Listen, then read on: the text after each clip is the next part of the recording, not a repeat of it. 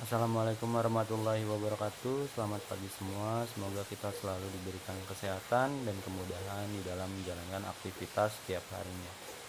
Seperti biasa, hari ini Bapak akan mengajar tentang materi sejarah Indonesia untuk kelas 10 yang masih berhubungan atau berkaitan dengan materi minggu lalu, yaitu bab 2 manusia pada zaman praaksara.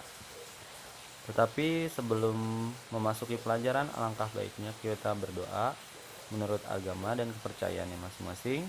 Berdoa dimulai.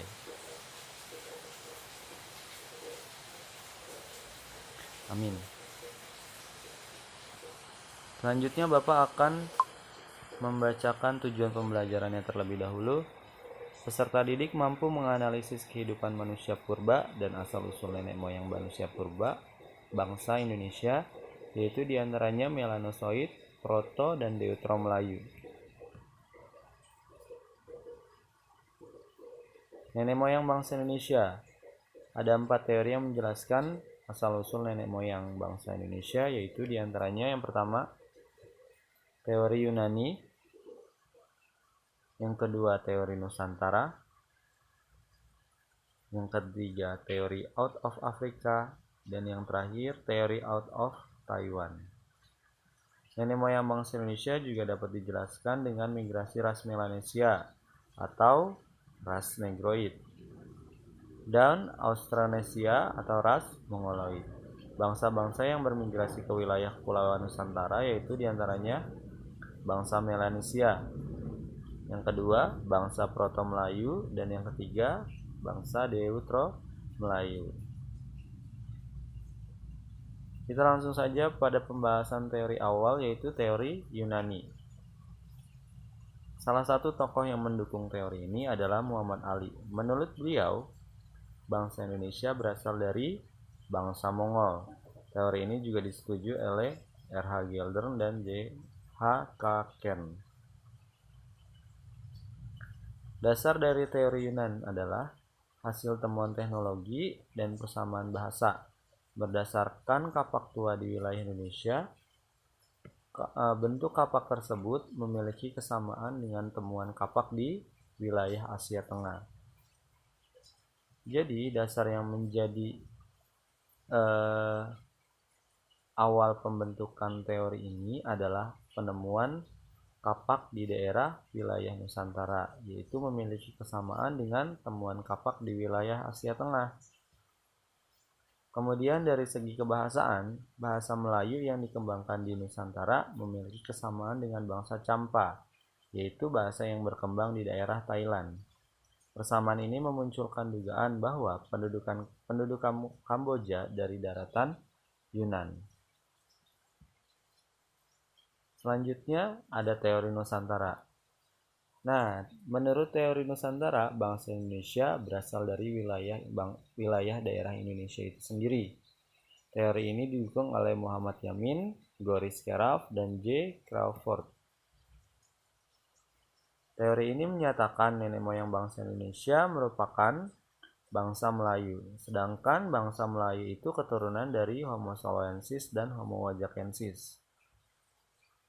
Dalam teori ini juga dijelaskan bahwa terdapat perbedaan bahasa antara bahasa Austronesia yang berkembang di Nusantara dengan bahasa Indo-Eropa yang berkembang di Asia Tengah. Selanjutnya ada teori out of Africa. Kita melaju ke daerah Afrika.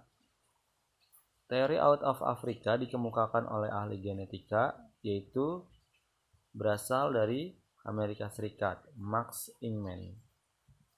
Menurut penelitiannya, manusia modern berasal dari Afrika antara kurun 200 sampai 100 ribu tahun yang lalu. Teori ini merupakan teori yang didasarkan pada penelitian DNA. Penelitian Ingman juga menunjukkan tidak adanya gen manusia yang tercampur dengan gen spesies manusia purba.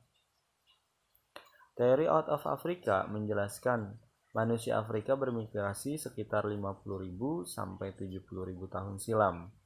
Wilayah tujuan migrasi tersebut antara lain adalah Asia Barat dan melewati 2 jalur. Jalur yang pertama yaitu mengarah ke arah Sungai Nil melintasi semenanjung Sinai dan mengarah ke utara. Sedangkan untuk jalur kedua, yaitu jalur yang bermula dari Afrika kemudian melewati Laut Merah. Selanjutnya adalah Theory of Taiwan. Theory of Taiwan dikemukakan oleh Peter Bellwood dan Robert Blas. Teori ini didukung oleh Harry Truman Simanjuntak. Menurut teori ini, manusia di Kepulauan Nusantara berasal dari Taiwan. Melalui pendekatan linguistik didapatkan kesimpulan bahwa keseluruhan bahasa yang digunakan oleh suku-suku di Kepulauan Nusantara memiliki rumpun sama, yaitu rumpun Austronesia yang berasal dari Taiwan. Dengan kata lain, akar dari keseluruhan cabang bahasa yang digunakan oleh leluhur di Nusantara berasal dari Austronesia, yaitu di Formosa atau Taiwan. Kemudian ada bangsa Melanesia. Bangsa Melanesia berasal dari Teluk Tonkin. Fakta tentang asal bangsa ini didasarkan pada penelitian terhadap benda-benda peninggalan seperti pebble dan kampak pendek. Benda-benda tersebut ditemukan di pegunungan Boscon di daerah Hobin. Bangsa Melanesia ini atau Papua Melanozoid termasuk rumpun Vedoid Australoid, yaitu memiliki ciri-ciri fisik antara lain kulit hitam, badan kekar, rambut keriting, mulut lebar, dan hidung mancung. Kebudayaan bangsa Melanesia atau Papua Melanozoid digolongkan di dalam kebudayaan Mesolitikum. Nah, kalian apabila ingin mengetahui bangsa Melanesia, yaitu kalian hanya bisa membandingkan teman-teman kalian ketika dia berasal dari Papua. Dia memiliki ciri-ciri yang sama, yaitu kulit hitam, rambut keriting, hidung mancung, dengan badan-badan yang kekar. Adapun keturunan bangsa Melanesia saat ini antara lain penduduk pedalaman Malaya, penduduk Aeta di pedalaman Filipina, suku Sakai di Siak, dan serta orang-orang Papua dan Kepulauan Melanesia. Kemudian kita masuk ke bangsa Proto-Melayu. Bangsa Proto-Melayu mulai bermigrasi ke wilayah Nusantara sekitar 2000 sebelum Masehi. Bangsa Proto-Melayu ini termasuk rumpun ras Mongoloid dari daerah Yunani. Bangsa Proto-Melayu memiliki ciri-ciri fisik antara lain kulit sawo matang, rambut lurus, badan tinggi ramping, serta bentuk mulut dan hidung sedang. Kebudayaan Proto-Melayu ini termasuk kebudayaan batu muda atau Neolitikum. Kebudayaan kapak persegi dibawa oleh bangsa Proto-Melayu melalui jalur barat, sedangkan kebudayaan kapak lonjong melalui jalur timur. Keturunan bangsa Proto-Melayu diantara lain adalah suku Toraja, Sasak, Dayak, Nias, Batak, dan Kubu. Kemudian ada bangsa Deutero-Melayu. Nah, bangsa Deutero-Melayu ini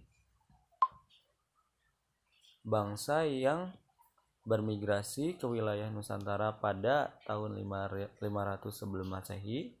Bangsa Melayu Muda merupakan hasil percampuran antara bangsa Proto-Melayu dan bangsa Arya. Bangsa Deutero-Melayu memiliki ciri-ciri fisik yang tidak jauh berbeda dengan mayoritas penduduk Indonesia saat ini. Proses migrasi bangsa Deutero-Melayu di Kepulauan Nusantara dilakukan melalui jalur barat, yaitu jalur Semenanjung Malaka, Sumatera, kemudian menyebar di beberapa wilayah di Nusantara. Bangsa Deutero-Melayu membawa kebudayaan logam. Keturunan bangsa Deutero-Melayu di Indonesia antara lain adalah suku Aceh, Minangkabau, Jawa, Bali, Bugis, dan Makassar. Kita sampai pada kesimpulan dari pemaparan di bab kedua ini. Tadi kita telah mempelajari tentang 4 teori, yang membahas tentang asal-usul nenek bangsa Indonesia. Yang pertama adalah teori Yunan, yang kedua adalah teori Nusantara, yang ketiga adalah teori out of Taiwan, dan yang keempat adalah teori out of Afrika. Adapun tiga teori yang menjelaskan dari migrasi ras. Yang pertama adalah teori bangsa Melanesia, yang kedua adalah bangsa Proto-Melayu, dan yang ketiga adalah bangsa Deutero-Melayu. Terima kasih untuk perhatiannya. Sampai sini saja materi yang telah Bapak sampaikan. Semoga kalian mendapatkan ilmu dari mata pelajaran sejarah kali ini. Untuk tugasnya, Bapak telah mencantumkan di video kali ini, yaitu sebutkan ciri-ciri yang membedakan nenek moyang bangsa Indonesia yang berdasarkan migrasi ras, yaitu ras Melanesia, Proto-Melayu, dan Deutero-Melayu. Setelah itu kalian tulis di kertas seperti biasa, kirim melalui Google Classroom, dan jangan lupa sebutkan nama dan kelas kalian. Terima kasih atas perhatiannya. Wassalamualaikum warahmatullahi wabarakatuh.